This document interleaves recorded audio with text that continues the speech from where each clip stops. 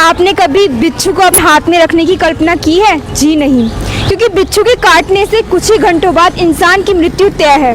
लेकिन आज हम आपको एक ऐसी जगह लेकर चलते हैं जहां हजारों की तादाद में बिच्छू होने के बाद भी वो आपको काटेंगे नहीं, वो आपके दोस्त बन जाएंगे। तो आइए चलते हैं। कहा जाता है कि जहां आस्था होती है वहां ईश्वर का वास होता है, चाहे वो मंदिर हो, मस्जिद हो या गिरजाघर।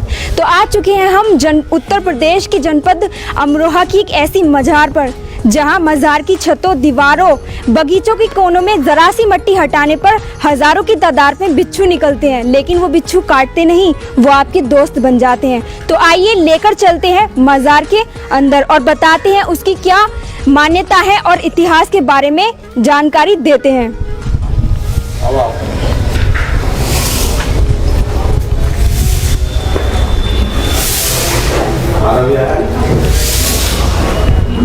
तो आ चुके हैं हम मज़ार के अंदर, जहां पर हम उनकी मान्यताओं के बारे में जानेंगे और किस तरीके से आप देख सकते हैं कि यहाँ पर साफ सफाई का कार्यक्रम जो है चल रहा है। और अंदर जाते हुए हम इनके मान्यताओं के बारे में जो देख रेख करते हैं उनसे हम जानेंगे।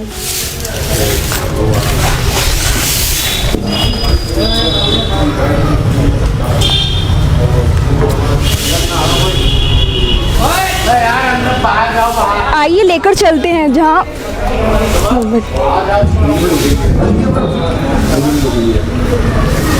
आप पहुँचे हैं हम मज़ार के अंदर, जहाँ पर उनकी जो सेवा में लगे रहते हैं उनसे हम बात करेंगे।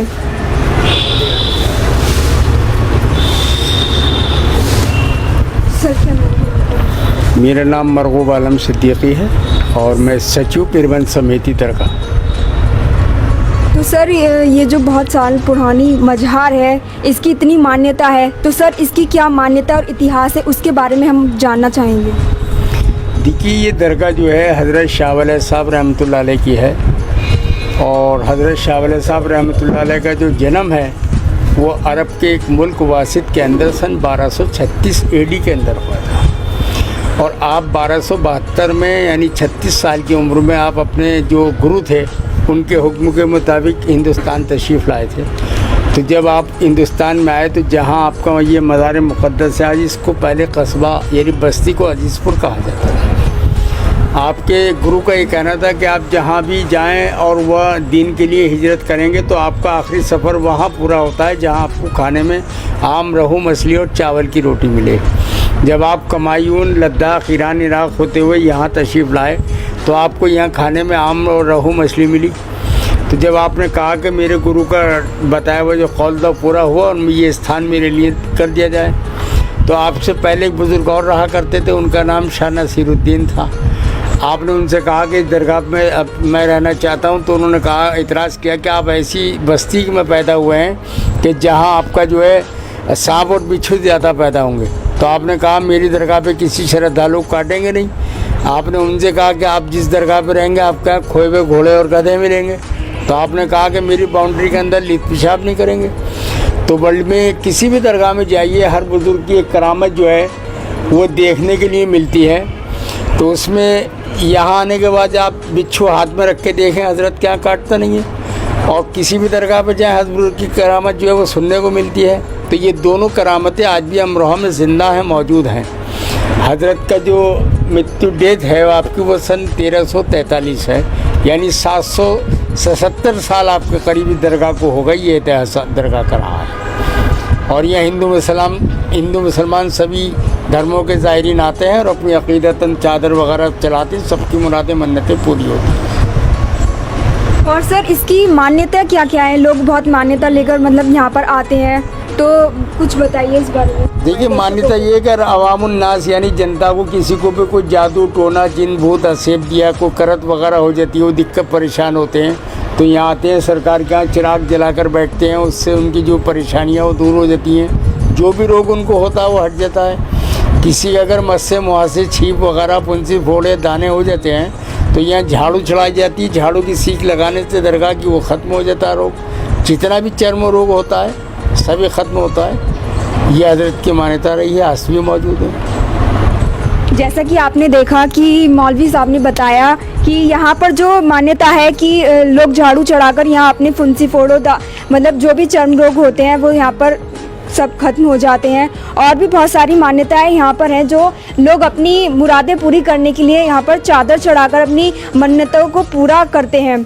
और कहा जाता है कि यहाँ बिच्छू जो है वो भारी मात्रा में यहाँ आते हैं। और आपको हम दिखाएंगे कि यहाँ पर एक बॉक्स यहाँ पर रखा हुआ है और उसके अंदर मिट्टी है, और मिट्टी के अंदर आपको हम दिखाएंगे कि ज़रा सी मिट्टी हटाने पर बहुत सारे बिच्छू जो हैं वो हाथ में लेते ही वो काटेंगे नहीं। आप उन्हें हाथ में भी रखकर, जैसे कि आप देख सकते हैं कि ये जो सर है इन्होंने अपनी हाथ में यहाँ बिच्छू को दबा रखा है, लेकिन वो काट नहीं रहे हैं और बिच्छू को वो काट नहीं रहे हैं, लेकिन वो काटेंगे नहीं।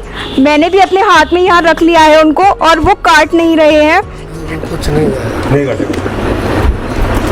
आप देख सकते हैं कि कैसे वो मेरे हाथ पर यहाँ रखे हुए हैं, लेकिन उन्होंने मुझे नहीं काटा है, वो काट नहीं रहे हैं मुझे। आप देख सकते हैं, आपने देखा कि कैसे मैंने एक बिच्छू को अपने हाथ में लिया और उन्होंने नहीं काटा।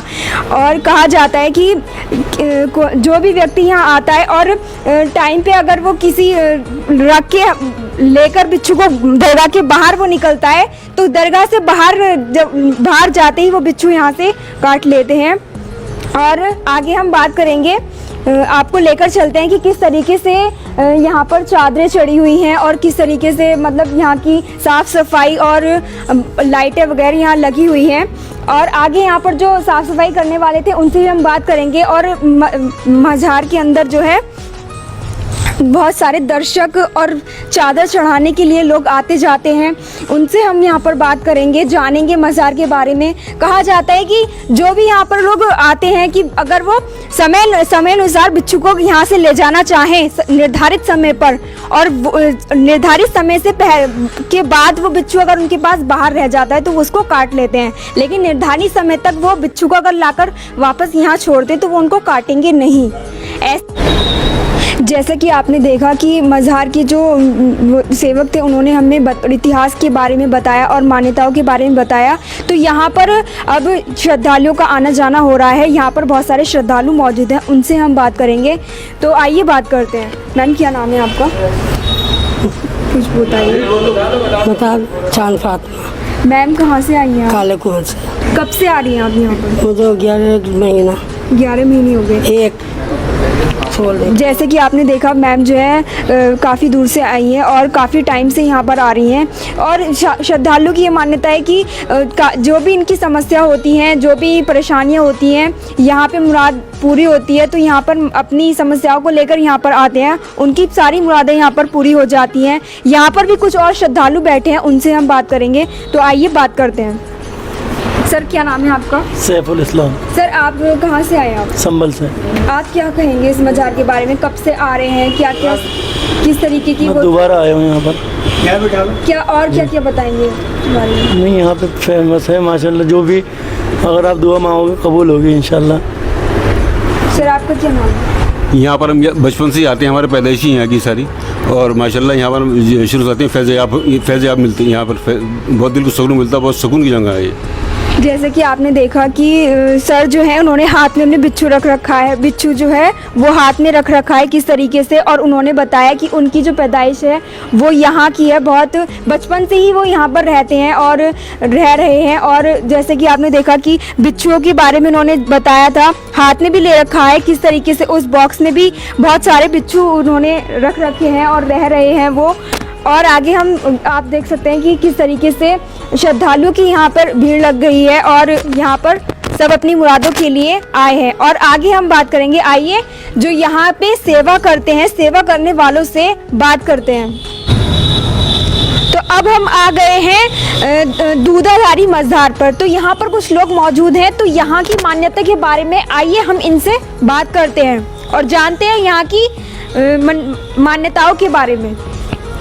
सर, क्या नाम है आपका? जी, मेरा नाम मंसूर आलम कादरी है। कब से रह रहे हैं आप यहाँ पर? यहाँ तो हम दादा परदादा के ज़माने से ही खिदमत करते चले आ रहे हैं। तो सर, इस मज़ार की क्या मान्यता, क्या इतिहास है, बताएंगे आप? यहाँ की मान्यता यह है कि जैसे किसी के पशु जो होते हैं, गाय, भैंस, बकरी, या किसी इंसान में आ जाएं, जैसे लेडीज़ हैं उन्हें दूध नहीं उतरता, नज़र हो जाती, तो यहाँ इनके कदमों में आटा छुआ कर ले जाते हैं लोग, और जो गाय भैंस होती हैं उन्हें तो उसे सानी में मिलाकर दे दिया जाता है या ऐसे ही खिला दिया जाता है। और जो इंसानों की बात करें तो इंसानों के लिए उसके पेड़ की रोटी बनाकर उसे खाते हैं तो दूध उतरने लगता है, तो इसीलिए इनका नाम भी दूधाधारी के नाम से फेमस है। वैसे अगर नाम दूसरा लिया जाए तो अब्दाल मियाँ कहते हैं। जैसे कि आपने देखा कि एक अलग ही इन्होंने बात बताई